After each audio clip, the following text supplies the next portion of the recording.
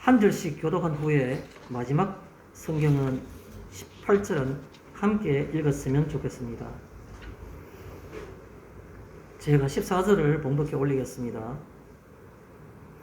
자녀들은 혈과 육에 속하였음에 그도 또한 같은 모양으로 혈과 육을 함께 지니심은 죽음을 통하여 죽음의 세력을 잡은 자 곧 마귀를 멸하시며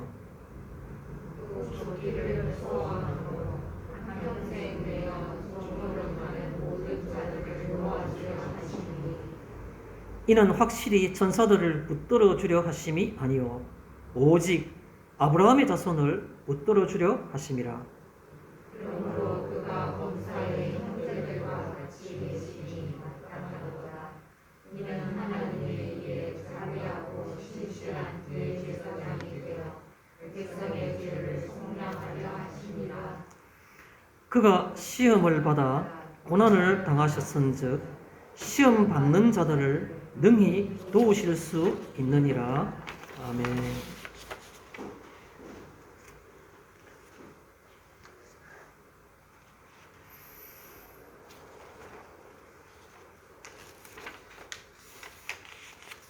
제가 항상 건망증이 있다고 할까요? 자연적인 현상입니다만은 생각처럼 이렇게 행동이 따라오지 않는 것을 보면서 조금 한편으로는 당황스럽기도 하고 한편으로는 조금 좀 우습기도 하고 그런 경우를 많이 봅니다. 오늘도 예배 드릴 때 늘 제가 이렇게 마실 차를 하나 끓여가지고 갖고 있는데 오늘 안 가지고 있습니다. 왜 안 가지고 있냐니까 예배 전에 약간 묵상한다고 혼자서 있는데 평소 같으면 뒤에 가서 이렇게 차도 가지고 준비하는데 오늘 준현 형제가 준비해놓은 그 복음성가가 너무 마음에 와닿았어. 성경 묵상하는 가운데 묵상이 제대로 안 되면 자꾸 거기에 가사에 끌리고 마음이 동하다 보니까 아무 생각이 없었습니다. 그래서 한편 생각으로는 11시 전에 나가기가 좀 그런데 다 듣고 나갈까 이런 생각을 했습니다. 그러다가 아무 생각을 못했습니다. 오늘은 제목이 능히 도우실 수 있느니라 이런 말씀을 가지고 함께 생각해 보고자 합니다. 예수님께서는 능히 도우실 게 우리에게 있다는 겁니다. 그런데 그 능히 도우실 수 있다는 게 뭐냐라는 것을 우리가 좀 생각해 보는 게 오늘 우리가 이 말씀을 생각하는 어떤 그런 방향이라는 말씀을 드리고 싶습니다. 그래서 한편 생각하면 허구한 많은 우리가 사는 날 동안에 또 주일과 예배를 많이 접할 수 있고 대할 수도 있지만은 오늘도 우리가 그 시간들 중에서 가치 있는 시간으로서 복음을 기쁜 소식, 복음을 함께 나눌 수 있다라는 그런 생각에 굉장히 저는 오늘 내심 마음에 기쁜 생각이 큽니다. 복음을 함께 나눈다는 것. 아주 어떻게 보면 좀 귀에 익는 내용들이고 식상하다 말할 수 있을 정도로 좀 죄송합니다. 이런 표현이 맞는지 모르겠지만 어떤 교인들 가운데에서는 그렇게 생각하는 사람도 있을 겁니다. 복음, 기쁜 소식. 근데 그게 우리를 얼마나 가슴 뛰게 하며 얼마나 흥분시키는 그런 그 말씀인지 오늘도 이 복음을 함께 나눌 수 있다는 자체가 너무 저는 마음이 기쁘고 좀 좋습니다. 능히 도우실 수 있느니라. 히브리서 2장에 나오는 말씀입니다. 2장 오늘 본문 읽는 그 나오는 말씀입니다. 맨 끝에 있는 18절에 나옵니다. 그가 고난을 당하셨은즉 시험 받는 자들을 능히 도우실 수 있느니라는 그 18절에 그 구절을 인용해 온 겁니다. 능히 도우실 수 있느니라. 먼저 오늘 그 배경부터, 이 본문의 배경부터 말씀을 드리겠습니다. 오늘 우리 성경 본문은 2장인데, 히브리서 2장인데, 14절부터 시작해가지고 마지막 절인 18절에 끝이 납니다. 그래서 우리 본문 이 뒤에는 2장의 다른 뒷부분이 없습니다. 그러다 보니까 우리가 주목하는 부분들은 바로 이 말씀이 나오기 전에 있는 히브리서 2장 1절부터 13절까지 무슨 내용이 있는가를 훑어보면 이렇게 어렵거나 뭐 산만한 게 없고 단순합니다. 1절에 그게 가장 핵심적인 게 나오는데 우리가 들은 바로는 큰 구원이 있었다는 겁니다. 우리란 것은 거기 히브리서를 썼는 그 저자가 그와 같이 있는 그 동력자들과 함께 표현하는 것일 수도 있고 또 히브리서를 이 성경을 쓰고 난 다음에 이 편집글로 된 이 성경을 받았는 사람들이 이 독자들이 읽을 때 그 첫번 받았던 그 독자들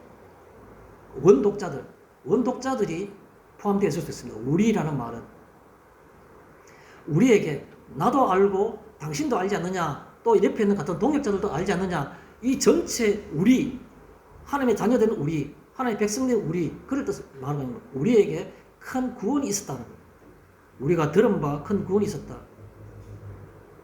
굉장히 우리는 자주 들었기 때문에 그것을 대수롭지 않게 생각한다든가 그에 대해서 뭔가 핵심이 흐트러져 있다든가 그런데 오늘 다시 원점에서 그 핵심적인 본질을 바라보자라는 뜻입니다. 그게 바로 뭐냐면 큰 구원이라는 겁니다. 왜 큰 구원입니까? 그거는 각자에게 물어보면 되는 겁니다. 나 같은 것이 어떻게 구원의 대상이 되었는가? 그러니까 큰 겁니다. 나 같은 게 구원받았으니까 작은 구원이 아니고 큰 구원인 겁니다. 외형적으로 볼까요? 하나님이 신이신 그분이 거기에 계신 그분이 여기 오셨다기 때문에 큰 겁니다.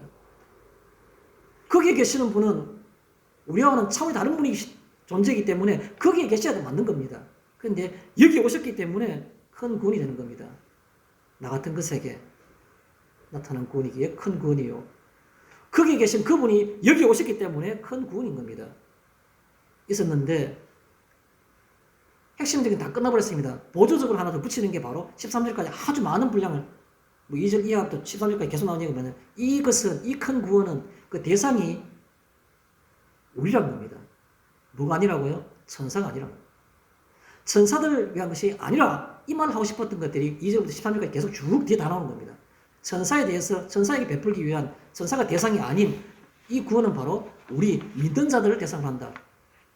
그래서 여기에 대해서 한 번 더 생각해 보자. 그게 바로 오늘 이 14절부터 나오는 본문의 앞 배경인 겁니다.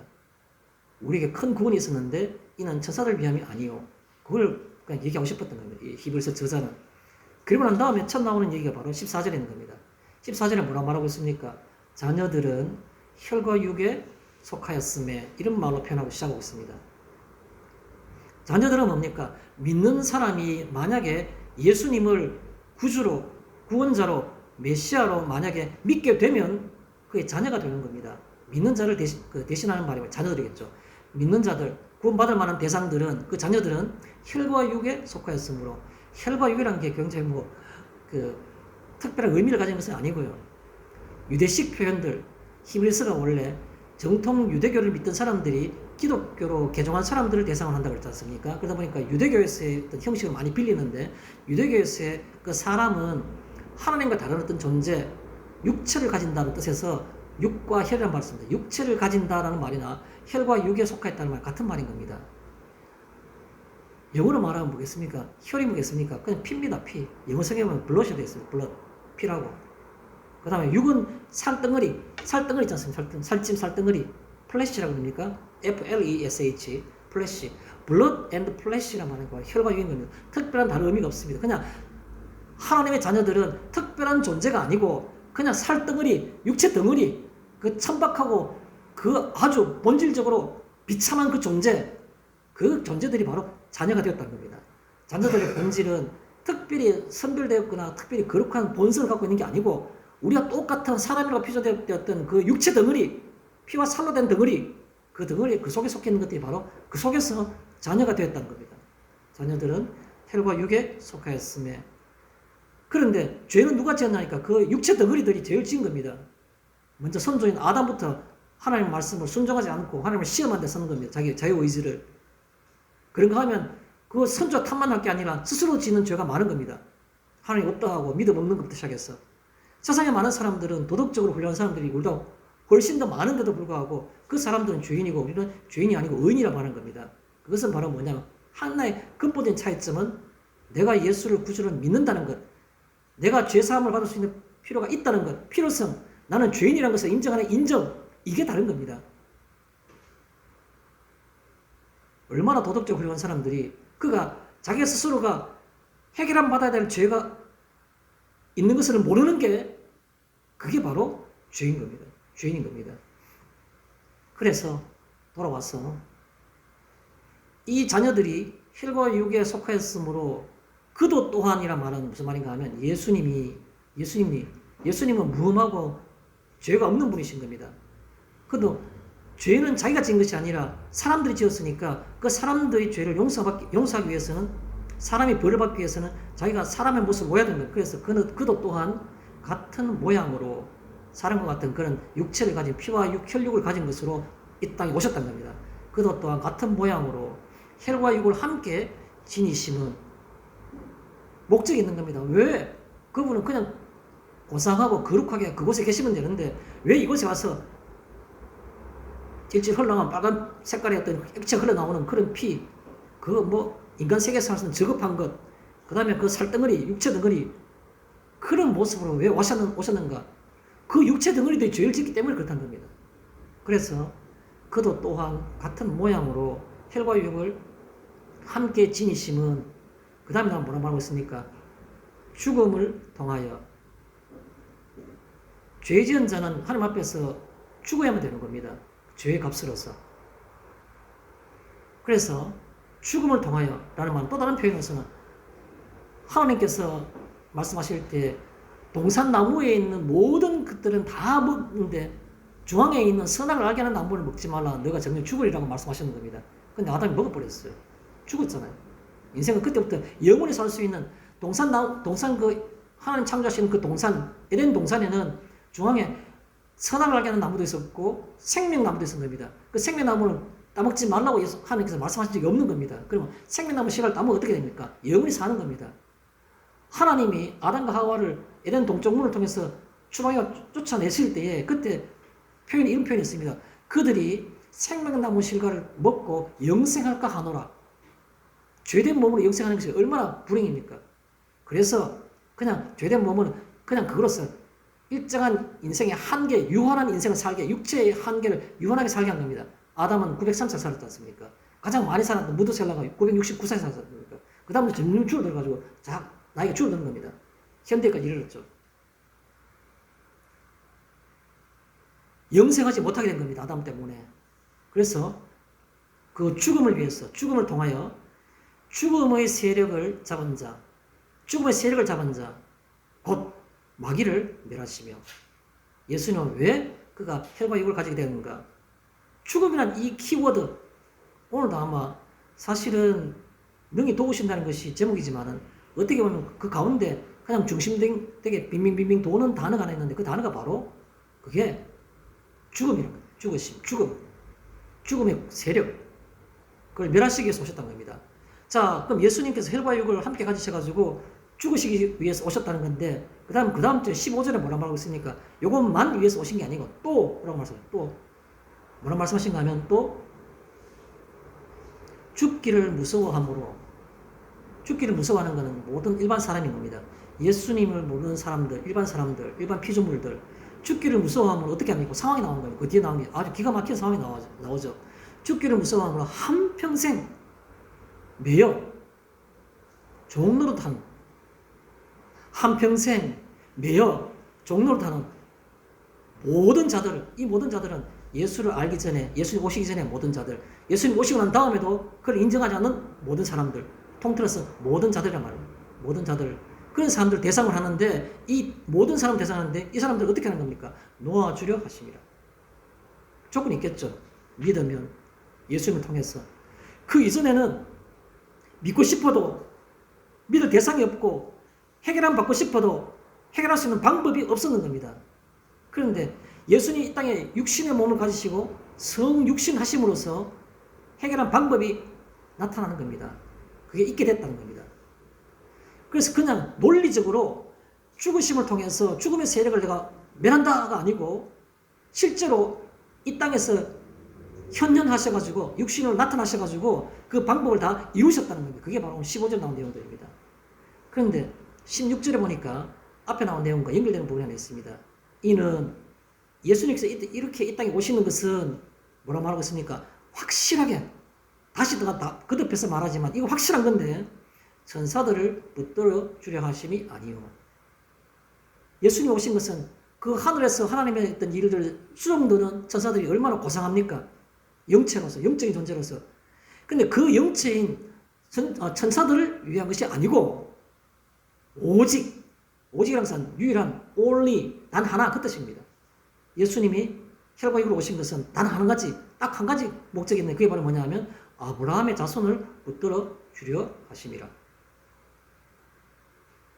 세상의 모든 사람들을 위해 오셨지만 그러나 그 대상은 모든 사람이 대상이 아니고 아브라함의 자손만 그 대상인 겁니다. 천사가 아니고 다른 일반 사람도 아니고 아브라함 자손들. 아브라함 자손은 뭐의 상징입니까? 지금 현재 히브리서는 바로 유대인들 대상입니다. 아브라함 자손이란 말은 뭡니까?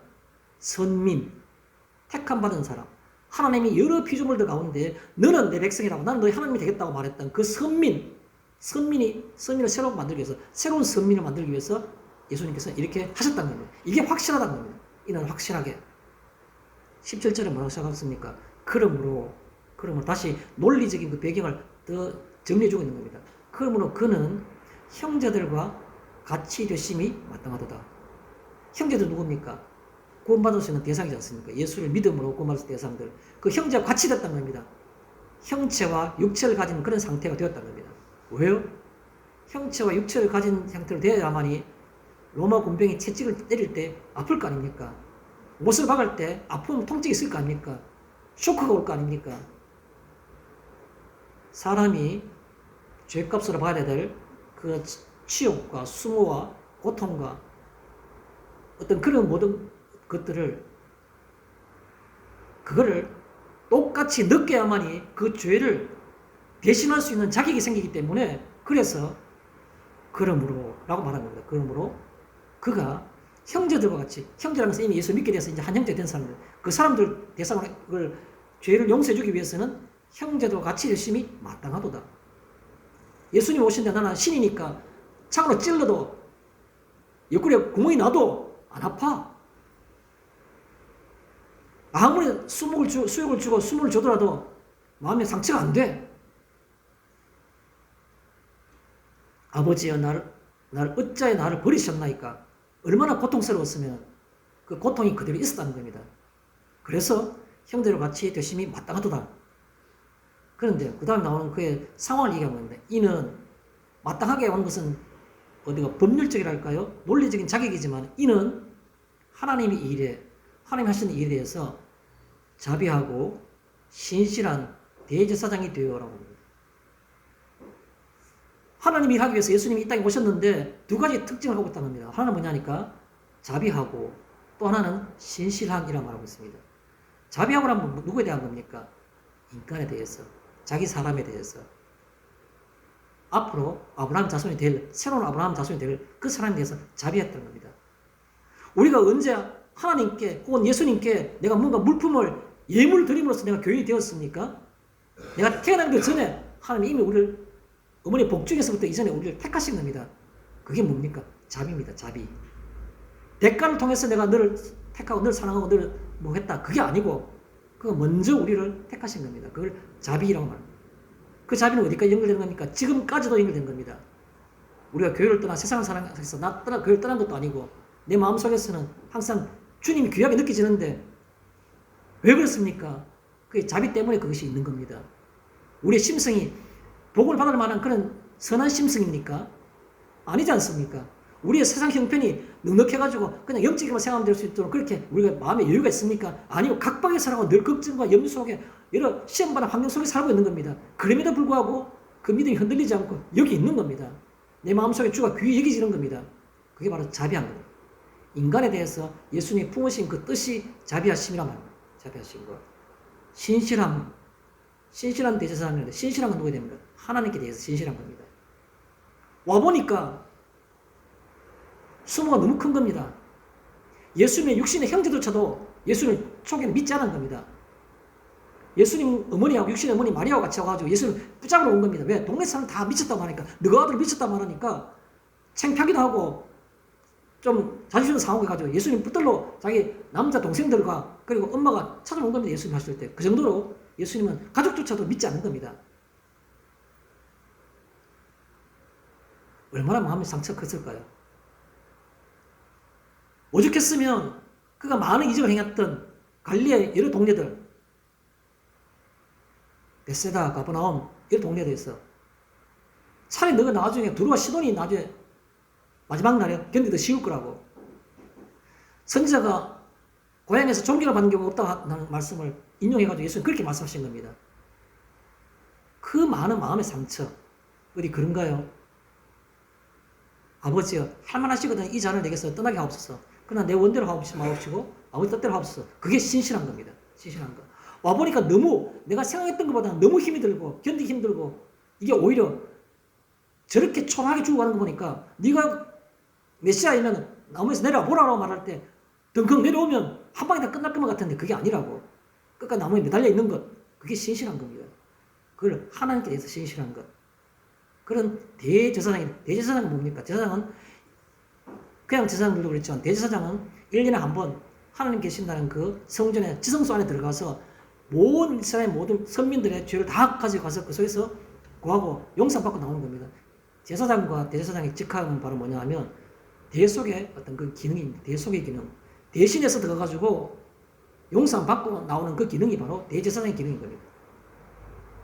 그 대제사장의 이 대제사장이 나와가지고 그 우리 17절에 대제사장 역할인데 뭐라 말하겠습니까?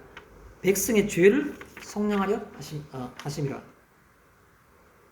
전에 있는 그 우리가 옛날 알고 있던 유대교에서는 일시적이고 제한적으로 그때그때마다 동물 제사를 지내야 되는데 이번에 이 대제사장은 그냥 백성의 모든 죄를 다 대속하기 위해서 속량하기 위해서 한꺼번에 드린 바 된 겁니다. 그게 바로 이 예수님이고 복음이란 겁니다. 마지막에는 이제 이걸 확장시키고 있는 겁니다. 가장 중요한 개념은 바로 이 예수님의 어떤 이 땅에 성육신 하시는 것에 대한 본질을 얘기하는데 확장된 건 좀 더 넓게 나온 표현이 바로 마지막 18절에 나온 겁니다. 그가 18절에 시험을 받아 고난을 당하셨은즉 그가 시험을 받아서 고난을 당하셨는지 우리 잘 알고 있는 내용들입니다. 예수님의 생애 자체가 공생애 자체가 그랬습니다. 그렇기 때문에 시험 당하는 자들을 앞으로 시험 당하는 자들을 거기엔 두 부류의 사람이 있겠죠. 어떤 부류의 사람이 있습니까? 우리 머릿속에 상상할 필요가 있습니다. 첫째, 히브리서의 그 수신자들을 생각해 보십시오. 히브리서의 수신자들은 누굽니까? 유대교에서 복음을 받아들여가지고 최초로 기독교로 개종한 사람들. 그러나 사회적으로 여러 가지 너무 힘든 점이 많고 로마의 어떤 그 박해와 생명 위협을 받으니까 아이고 그럼 뭐 기독교의 뭐 원바탕이 되는 유대교로 돌아갈래? 구약만 믿을래? 돌아가려는 그 사람들인 겁니다. 그 사람들이 사회적으로 받고 있는 실질적으로 받고 있는 굉장히 어려운 어떤 환경들 그걸 여기서 말하고 있는 것들입니다. 시험 받는 자들을. 또 한 부류를 우리가 뭘 생각해야 됩니까? 우리가 이 땅에서 그냥 살아가면 그렇게 어렵지 않아요. 그런데 이 땅 가운데에서 하나님의 법을 따라서 살며 세상의 법을 따라가 사는 사람들 사이에서 절대 다수의 세상 법을 따라가는 사람들 속에서 하나님의 법을 따라가는 소수의 삶을 살아가는 데 각받는 어려움과 힘든 그걸 여기서는 시험 받는 자들이라 표현하는 겁니다. 그 히브리서의 초기 그 독자들, 읽는 사람들, 그리고 현대에 살아가는, 세상 속에 살아가는 참된 기독교인들 대상으로 시험 받는 자들을 뭐 한다고요? 능히 도우실 수 있느니라. 확장된 개념입니다. 죽음의 어떤 그 권세, 그거를 깨뜨리는 것이 가장 핵심적인 내용인데, 플러스, 어디셔널리, 추가적으로 더하는 것이 바로 뭐냐면, 시험 받는 자들을 도우실 수 있다라는 것을 얘기하고 있는 겁니다. 그래서 이 히브리서의 저자는 독자들에게 그걸 지금 강조하고 있는 겁니다. 현실도 주님께서 도운다. 우리가 죽음의 권세만 깨뜨리는 것이 아니고 현실도 도와주신다. 그 말씀을 하고 싶어 하는 겁니다. 질문 드리겠습니다. 한번 질문하기보다는 생각할 거리를 제가 던지고 싶습니다. 우리 제목이 오늘 능히 도우실 수 있느니라 라고 말씀을 드렸는데 능히 도우신다는 내용이 구체적으로 무엇입니까? 라는 질문을 드리고 싶습니다. 능히 도우신다는 그 내용이 구체적으로 무엇입니까? 우리가 그냥 얼핏 생각하면 어떤 생각이 드십니까? 능히 도우신다. 구원이지 않나, 구원. 내가 스스로 나를 구원할 수 없으니까 구원이지 않느냐. 맞습니다. 구원 맞습니다. 구원에 주님께서 도우시는 거 맞죠? 또 어떤 분들은 넓은 의미에서 포괄적인 우리를 향한 하나님의 어떤 그 선하신 뜻, 복 아니냐, 복. 맞습니다. 복도 능히 도우시는 것 중에 들어갈 수 있습니다. 그럼 복에 대해서 한번 우리가 잠깐만 한번 좀 깊이 한번 생각해 볼까요? 복이 뭡니까? 구원받는 게 복 아닙니까? 맞아요. 구원받는 복 맞습니다. 그런데 과연 우리는 우리의 삶 가운데 살아갈 때 늘 습관적이나 머릿속에 그냥 뭐라 그럴까요? 본능적으로 나오는 복이 과연 구원받는 그 복입니까? 구원받는 복은 우리가 구원받는 게 가장 큰 복이라 생각하면 우리 이미 구원이라는 그 엄청난 그 가치를 가졌으니까 항상 싱글싱글 웃으면서 늘 기뻐하고 항상 기뻐하고 그게 자동으로 돼야 되는데 그게 되지 않습니까? 왜요? 그 구원이 그 무한한 가치의 구원이 내가 갖고 있는 그게 가장 큰 복인데 복의 가장 큰 내용이 구원이라 그러면 내가 기뻐하지 않을 수가 없는 겁니다. 그런데 우리는 항상 기뻐하는 것보다 찡그리는 경우가 더 많은 겁니다. 걱정되고 염려되는 게 더 많은 겁니다. 그럼 그걸 어떻게 내가 복의 가장 큰 비중은 구원이라고 내가 큰 소리 칠 수 있습니까? 그러면 우리는 알게 모르게 뭐 하고 있는 겁니까? 복이 만사 형통의 삶입니다. 이 땅의 삶 가운데, 이 세상의 삶 가운데 형통하게 되는 것, 어려움 겪지 않는 것, 그걸 우리가 나도 모르게 잠재적으로 복이라고 생각하고 있는 겁니다. 그게 이루어지면 내가 아무리 엄숙한 자리에 가더라도 막 웃음이 나오는 겁니다. 웃음 참지 못하는 겁니다. 입꼬리가 막 기어 올라 기까지 붙는 겁니다. 왜요? 그게 가장 나를 만족시키기 때문에 그런 겁니다. 그러면 내게 실질적인 복이 뭡니까? 이 땅에서의 만사형통 아닙니까? 그럼에도 내가 이론적으로는 논리적으로는 복은 구원이 가장 큰 복이라고 복의 가장 큰 비중은 절대다수 압도적인 그 대부분의 복은 구원이라고 죄송합니다. 좀 말이 거친 말인데 말 같지 않은 그런 논리를 펼치지 마십시오. 저는 그런 말씀을 드리고 싶은 겁니다. 그래서 제가 오늘 질문을 드린 겁니다. 능히 도우신다는 그 말의 내용은 내게 무엇입니까? 라는 겁니다. 그게 구원입니까? 복입니까? 복이라면 복의 가장 큰 비중을 차지하고 있는 그 내용이 무엇입니까? 그걸 제가 여쭙고 싶습니다. 그게 뭔가를. 안에 본문에 들어가서 본론적으로 14절에 보면 같은 모양으로 라는 말씀이 있습니다. 14절에 그가 또한 같은 모양으로 혈과 육을 함께 지니심은 이렇게 표현하고 있습니다. 예수님이 일반적인 사람과 같이 같은 모양으로 이 땅에 오셨다는 겁니다. 같은 모양으로 다 아는 내용입니다. 성경의 표현 그대로 말하면 혈과 육을 가진 상태로 혈과 육을 가진 어떤 그런 모습으로 그런 말씀이겠죠. 육체를 가지시고 또 뭐 우리가 신학적 그런 표현을 표현하면 성육신 하심으로 거룩하신 영적인 존재인 그분이 육신을 가지고 우리 눈에 보이는 존재로 육신을 가지시면 이 땅에 오셨다는 겁니다. 그래서 성육신이라고 말하죠.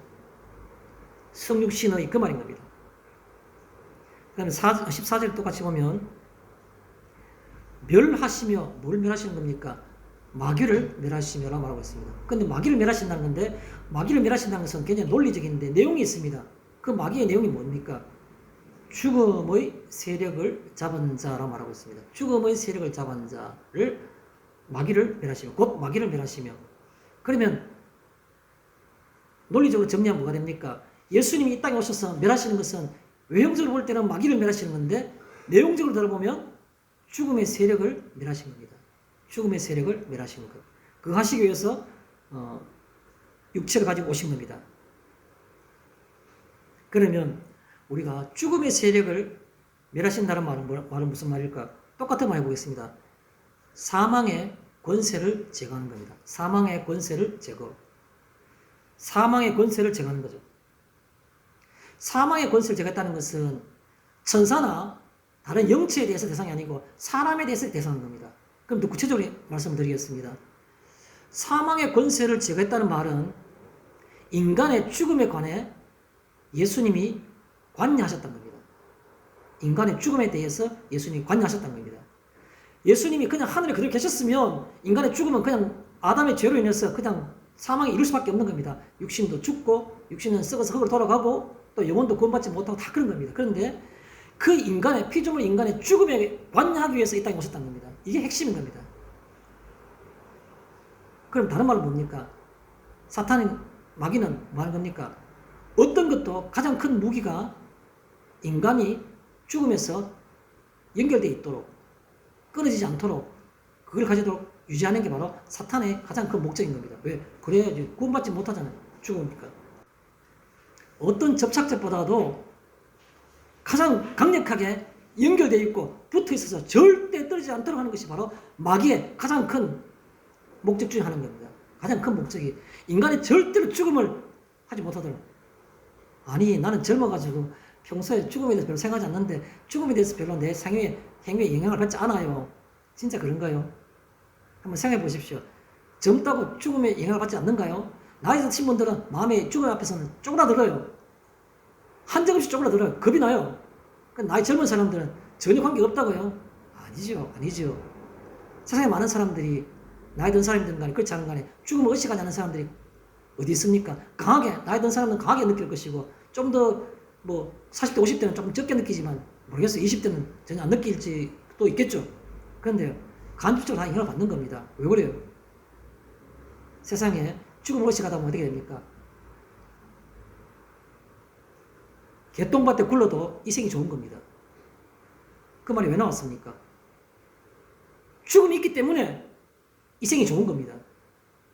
죽음이 이거는 캄캄한 흑암이요, 무고요, 없는 것이요, 공허한 거기 때문에 이생이 좋은 겁니다.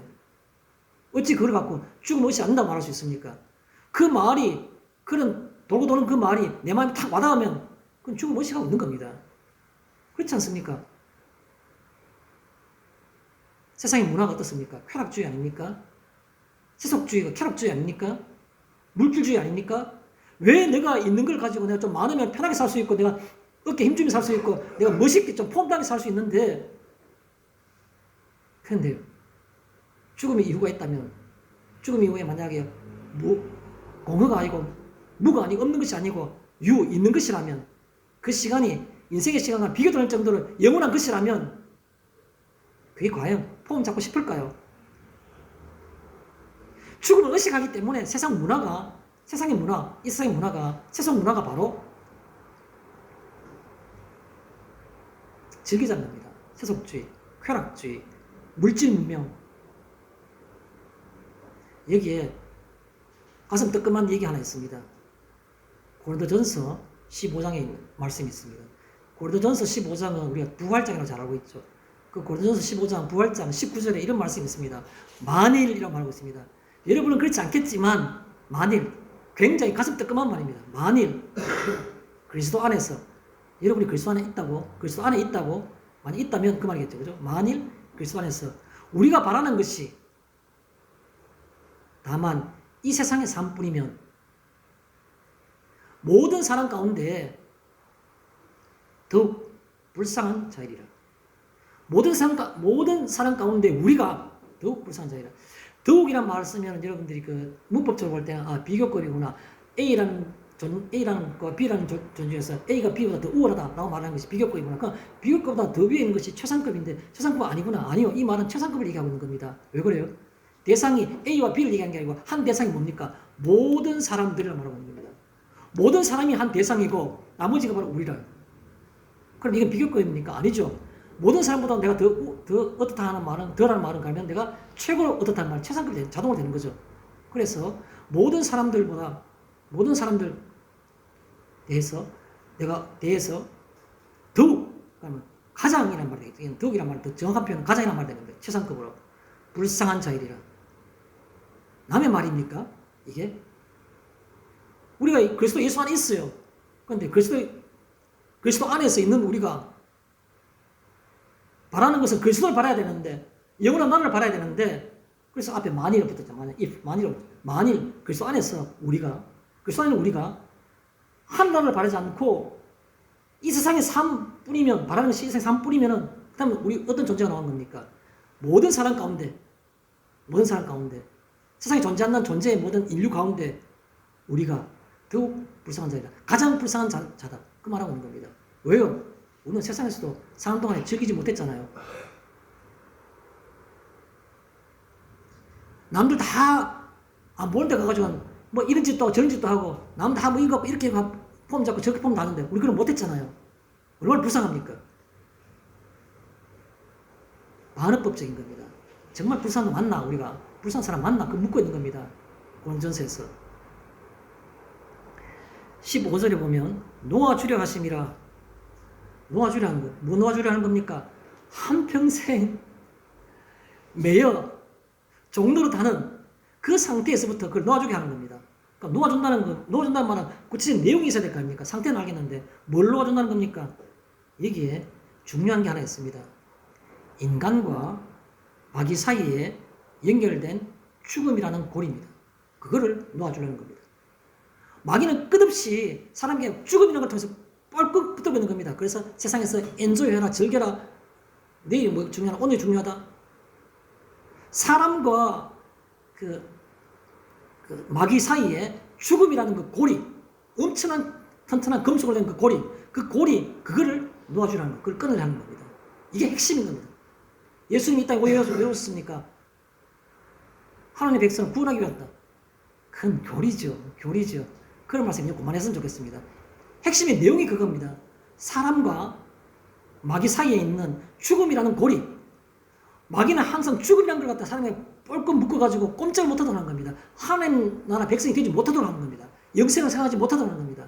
내가 죽음을 극복했다. 그럼 하나님의 백성 맞는 겁니다. 확실하게 어떤 경우든 간에.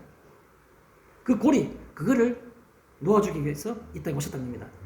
인간과 마귀 사이에 연결된 죽음이라는 고리, 그거를 놓아주기 위해서 오셨다는 겁니다.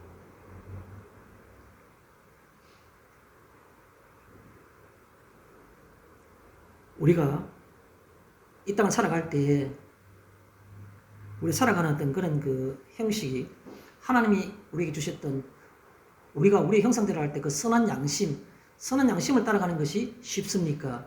안 그러면 아담이 우리에게 물려줬던 타락된 본성, 인간의 타락된 본성대로 사는 게 쉽습니까? 타락된 본성대로 살기가 쉬운 겁니다. 그건 왜냐니까 죽음 아래 있기 때문에 그런 겁니다. 그래서 사탄은 끊임없이 그걸 가지고 신분적으로는 이미 우리가 구원받아서 의롭다면 이름받는데도 불구하고 우리 속에 남아있는 그 습성을 계속해서 이용하는 겁니다. 그래서 죽음과 상 대비시키는 겁니다. 너 이래가 되겠나? 네가 기독교인이라면, 네가 믿는 믿음이 있다면 계속해서 자꾸 해서 그걸 갖다가 죽음을 의식하게 만드는 겁니다. 네가 아마 너는 구원 못 받았을 거야 라고 자꾸 말하는 겁니다. 죽음을 의식케 하는 겁니다. 끊임없이 이미 구원받은 사람조차도 죽음을 자꾸 대입시켜가지고 그에서부터 죽음이라는 것이 열거지지 않도록, 묽어지지 않도록, 고리가 약해지지 않도록 계속 강해서 붙드는 겁니다. 직접적으로 사회 문화를 통해서 간접적으로 우리를 끊임없이 죽음이라는 걸 통해서 뭔가 하나님의 법을 따라서 선한 양심을 따라서 구원받은 사람이 갖고 있는 진정한 가치관을 가지고 살지 못하도록 하는 겁니다. 어느 정도냐니까 한평생 동안 매여씩 하는 거예요. 한평생 동안 매여. 시간이 가면 갈수록 나이가 들면 들수록 더 강하게 붙들리는 겁니다. 그래서 사람들은 이런 말들을 합니다. 성경적으로 표현할 때 추도 예배란 예배도 드리지 말라고. 왜 그렇습니까? 예배는 하나님께 드리는 하나님을 경배하는 어떤 의식이지 그게 그 이외에 다른 용도가 있을 수가 없다는 겁니다. 돌아가신 부모님의 신앙을 다시 한번 기억하기 위해서 예배를 드린다. 기억하면 돼요. 기억하면 예배라는 말을 붙이지 말으면 어떻겠습니까? 기억하면 돼요. 우리가 전통적으로 유교적인 문화 속에 살아왔다가 한 100몇십 년 전, 200년 전부터 기독교 문화를 받아들이니까 그 전통적인 습관이, 유교적인 습관이 무너지지 않아가지고 우리 속에서는 자꾸 조상을 잘 섬겨야 된다고 생각한 겁니다. 그래서 추도 예배 드리려고 합니까? 가족들이 모여가지고, 친척들 모여가지고 음식을 좀 잘 먹습니다. 물론 생각에 따라 뭐 이렇게 좋게 생각할 수 있는데 우리가 논리적으로 표현하고 이론적으로 표현한다 그러면 그냥 그날 기념하지 말고 그때쯤 돼서 그 뭐 서로 편한 날 꼭 그날을 고집하는 건 바로 그 추도를 말 붙이는 건 마찬가지. 추도 말 안 붙이는다고 해가 다른 게 아니고 또 그날 하겠다는 말은 기념하는 겁니다. 죽은 분은 죽은 걸로 끝나는 겁니다. 음식 잘 찾지 마십시오. 음식 잘 찾는 이유가 뭡니까? 걱정은 우리가 걱정하면 되는 겁니다. 거기 계시는 그분은 훨씬 더 복락을 누리고 계시는 겁니다. 염려되는 거 걱정스러운 눈으로 바라보는 겁니다. 세상에 살고 우리가 걱정해야 될 대상이지. 그 좋은 나라 가고 싶은 그 나라 가가지고 하늘나라에 있는 그 아름다운 복락을 누리고 있는 그분에게 뭘 더 해드리고 싶은 겁니까? 걱정하지 마십시오. 쓸데없는 걱정하지 마십시오. 훨씬 더 그분 더 좋은 상태에 있는 겁니다. 그래도 부모의 좋은 믿음을 우리가 받아야 되는 기억하지 않습니까? 좋은 얘기죠. 그러면 그때쯤 돼가 꼭 그날 고집하지 마시고 예배란 말 붙이지 마시고 그냥 가까운 친척들 모여서 그냥 밥만 먹고 우리 아버지가 우리 옛날에 이런 말씀 하셨는데 우리가 믿음 지키려 했으니까 우리 믿음 잘 지키도록 노력해야 되겠다. 그죠? 뭐 그럼 끝나는 겁니다. 그게 좋은 겁니다. 무슨 예배, 무슨 예배, 무슨 예배. 예배는 하나님께 드리는 겁니다. 그래서 한평생 미워가지고 죽음과 죽은 자의 상태에 대해서 염려하고 걱정하고 내가 안절부절하고 이런 거에서부터 그걸 끊기 위해서 오셨다는 겁니다. 자, 그 다음에 16절에 보니까 아브라함의 자손의 말로 합니다. 이거는 뭘 강조하기 위한 겁니까? 천사가 아니다. 주님이 오시기까지 하시는 그 모든 구속사역은 하늘에 있는 영체인 그 고상한 천사를 대상으로 그걸 하기 위해서 좀 더 고상하게 만들기 위해서 한 게 아니고 냄새나고 추잡하고 그런 인간을 위해서 오셨다. 그걸 얘기하고 싶은 겁니다.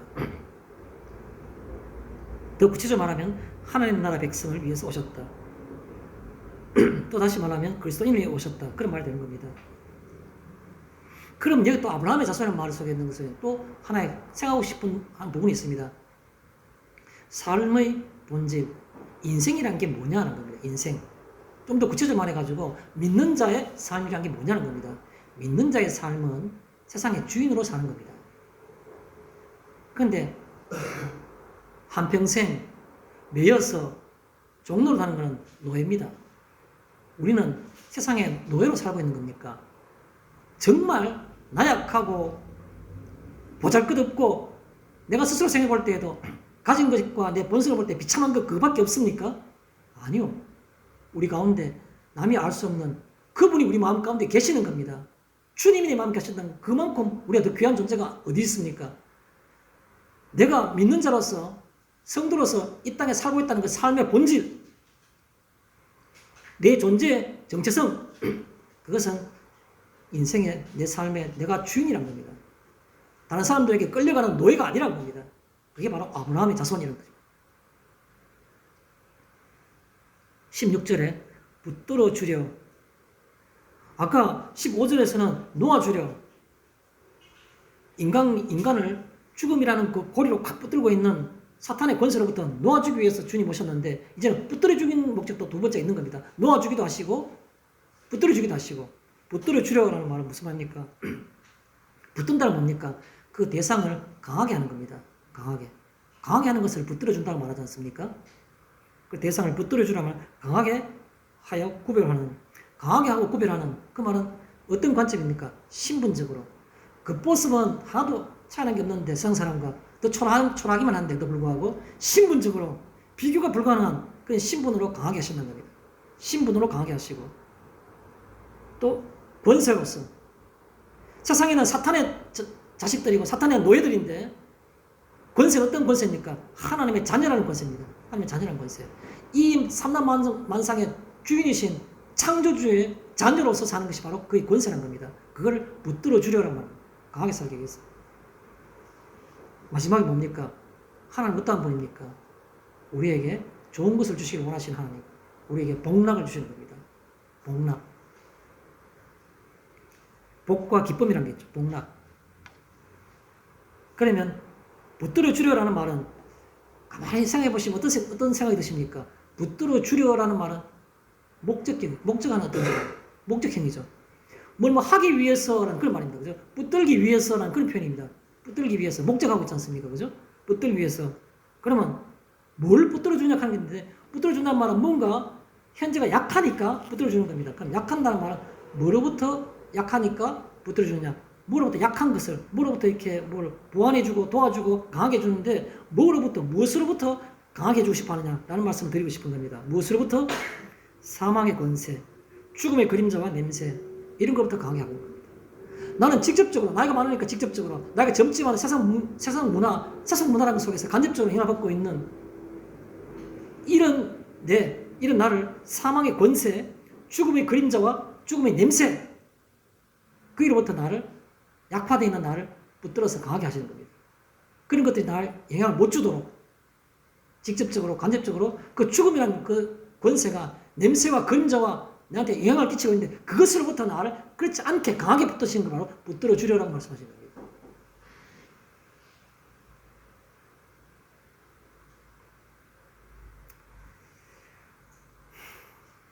그 다음에 17절에 마땅하도다. 용서 안 받을 사람이 육체를 가졌기 때문에 그 대신할 사람도 육체를 가져야 되는 거죠. 그래서 대신할 사람도 육체를 가지는 것이 마땅하도다 그 뜻입니다. 마땅하도다. 근데 범사에라. 범사란 말은 무슨 말입니까? 그 신약성의 그 헬라어 보면 이 범사라는 말을 카타판탄가만 그렇게 되어 있을 겁니다. 그거는 그 질적인 면에서 질적인 모든 부분에서 질적인 모든 면에서 이런 그 뜻으로 이해한 게 가장 정확합니다. 질적인 모든 부분에서 그걸 우리가 범사회라고 우리 표현을 한글을 그렇게 표현했지만 범사는 모든 일에 그런 뜻이지 않습니까? 그런데 그 성경의 원어적인 걸 보면 질적인 모든 면에 질적인 모든 상황에서 질적인 모든 부분에서 그런 뜻이 정확한 표현입니다. 어떤 질적인 부분입니까? 범사에 그 우리 다시 말해서 형제들과 같이 되심이 마땅하도다. 형제들이라는 것은 바로 믿는 사람을 알겠죠. 예수님은 범사에 질적인 모든 면에서 어떤 질적인 면일까요? 우리의 추함. 그거를 같이 한다는 겁니다. 같이 한다는 뭡니까? 그 죄도 용서받는 것이죠. 어떤 분이 부흥 집회를 인도하기 위해서 어느 교회에 갔답니다.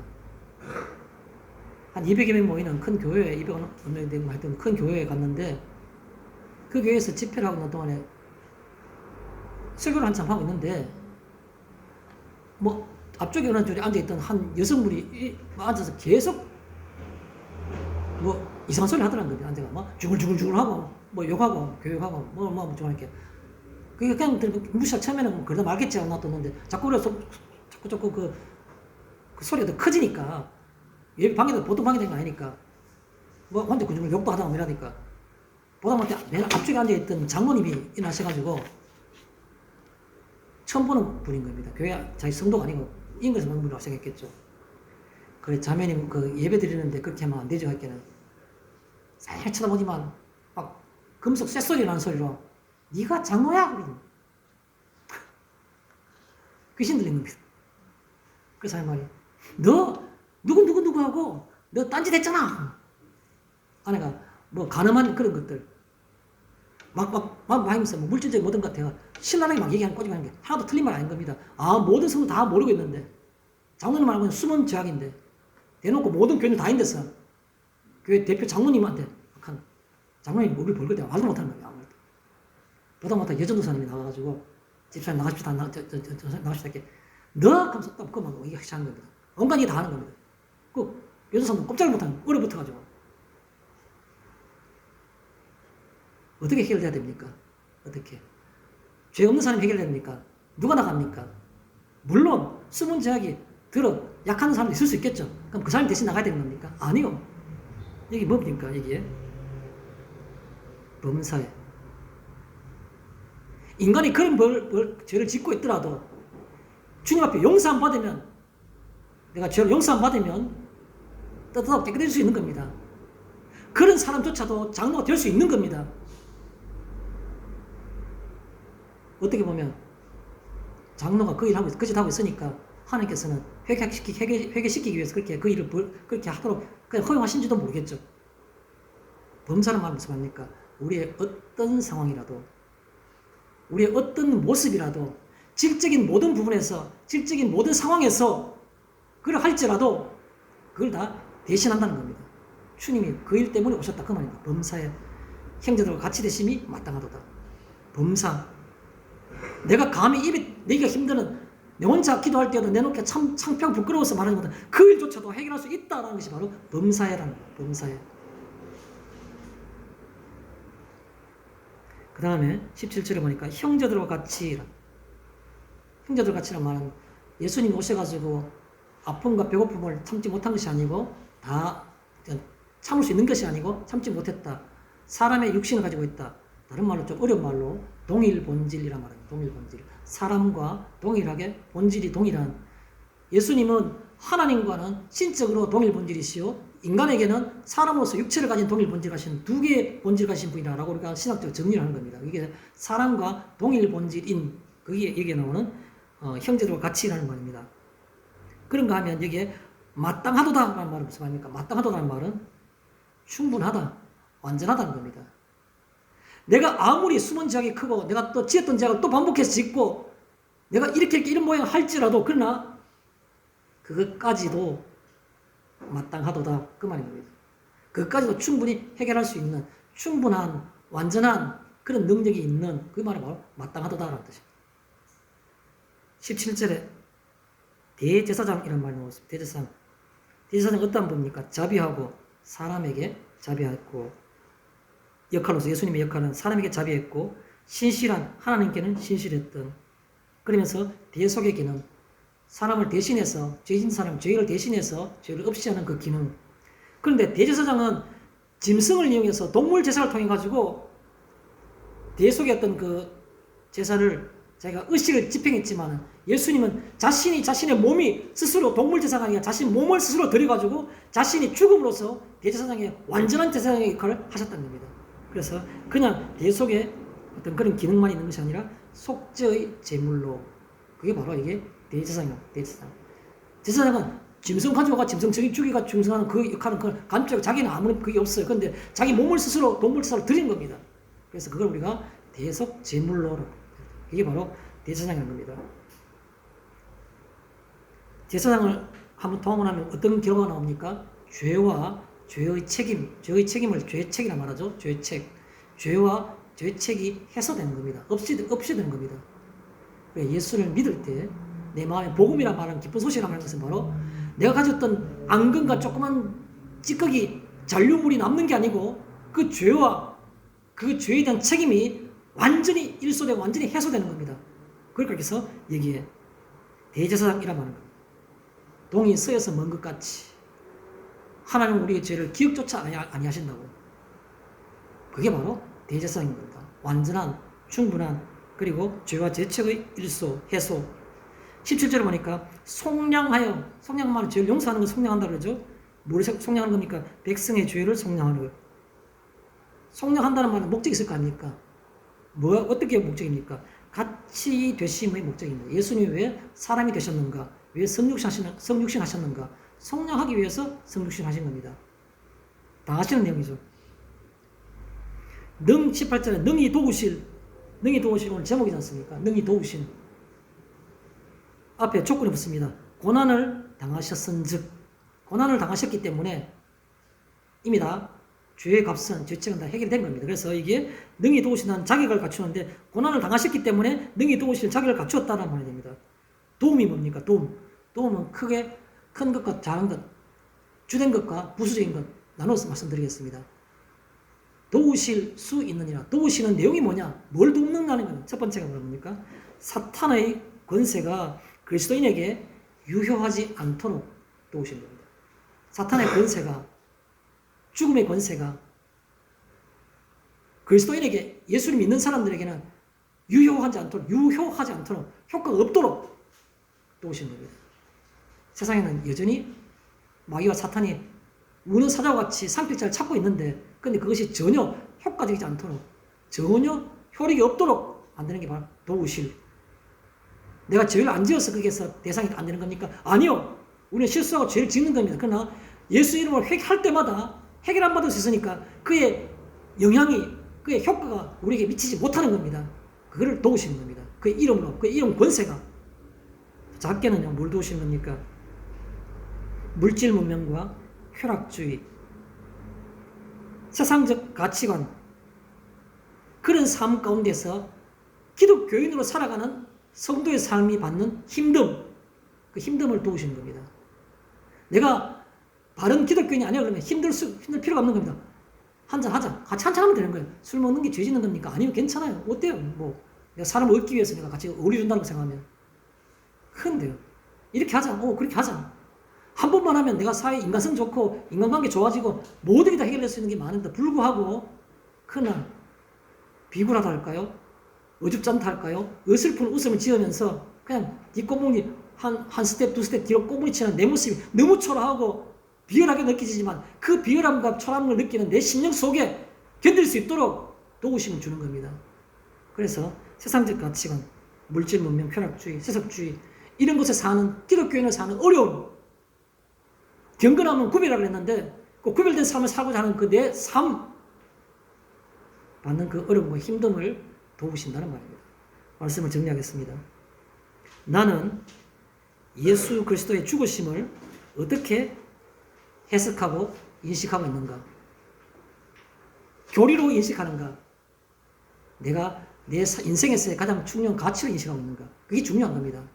예수 그리스도의 죽으심이 내게 어떻게 해석이 되고 있는가? 나는 그것을 어떻게 인식하고 있는가? 그럼 따라오는 게 하나 더 있겠죠. 그러면 그 은혜 가운데서 나는 어떻게 살아가고 있는가를 한번 생각해보는 그런 복된 한 주간이 되었으면 좋겠습니다. 마치겠습니다.